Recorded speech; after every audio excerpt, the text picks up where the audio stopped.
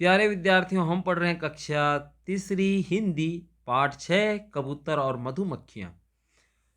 देखो, मुसीबत में एक दूसरे की सहायता करना हमारा धर्म है। मुसीबत जब कष्ट आती है तब हम एक दूसरे का सहायता करना चाहिए। यहाँ पर पशु पक्षी भी कभी कभी ये धर्म निभाते हैं। तो ये कहानी हमें सिखाती है कि हम भी मुसीबत में फंसे अपने साथियों की सहायता करें। तो हमें तो ये जल्दी जल्दी ये पाठ पढ़ना ही है कि कौन जो है किसकी मुसीबत में सहायता किया। ठीक है। और ये कहानी बहुत मज़ा देगी, आपको आनंद आएगा और साथ में शिक्षा भी देगी।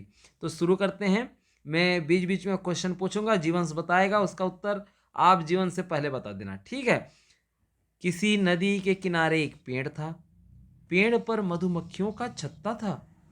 छत्ते में बहुत सी मधुमक्खियां रहती थीं। उनमें एक रानी मक्खी भी थी। चलिए बताइए जीवंश, पेड़ कहाँ पर था? जंगल। इसने सुना नहीं। आप बताइए सही नदी उत्तर। किनारे। नदी के किनारे। और पेड़ पर क्या था? मधुमक्खी का छत्ता। छत्ता था। अच्छा, मधुमक्खी में बहुत सारी मधुमक्खियां थी, है ना?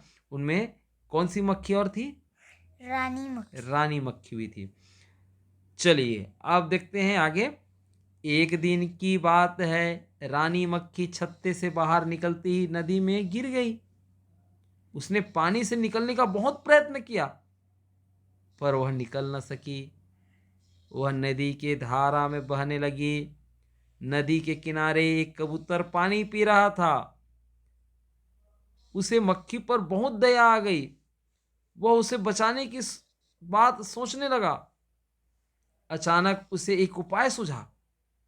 वह तेजी से उड़कर पेड़ के नीचे पहुंच गया और पेड़ के नीचे से एक सूखा पत्ता लेकर के उसने अपनी चोंच में दबाया और नदी के किनारे किनारे उड़ने लगा।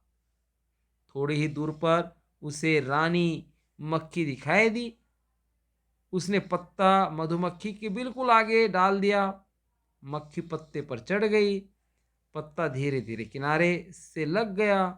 रानी मधुमक्खी डूबने से बच गई।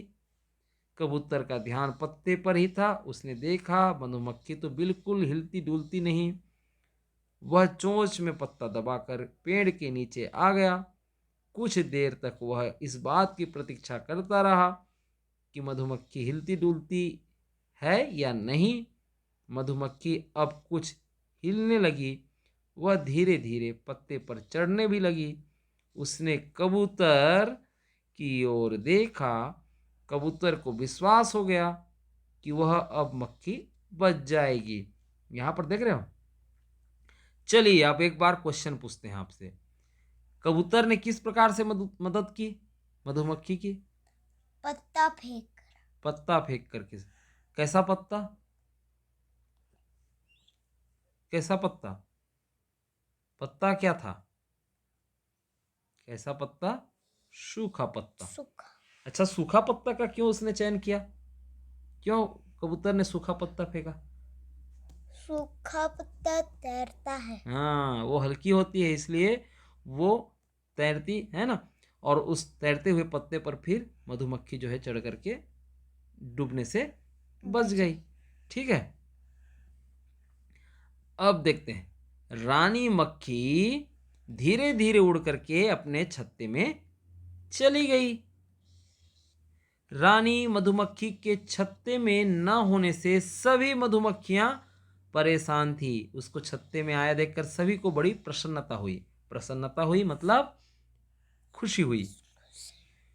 अब क्या हुआ? ये तो हुआ एक सीन। दूसरा सीन क्या कहता है, देखिए।